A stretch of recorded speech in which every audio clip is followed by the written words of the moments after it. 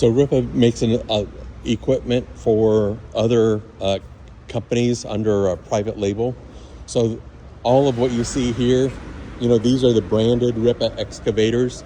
This is what we're focusing on. They have a warranty directly through us via Rippa, but you've got the R15, which is their 1.5 ton unit. This has an open cab, but it's got a steel 4x4 mesh wire cage on the front, hard top,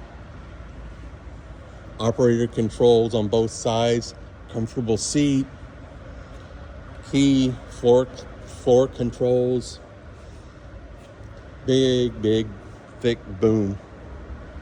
Nice little front blade. For a small unit, this will tear up the ground.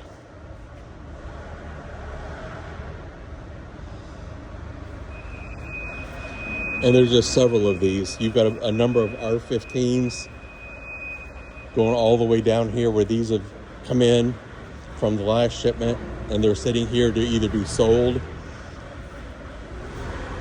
or waiting on transport to a dealer like myself. Here you've got a number of the R18s.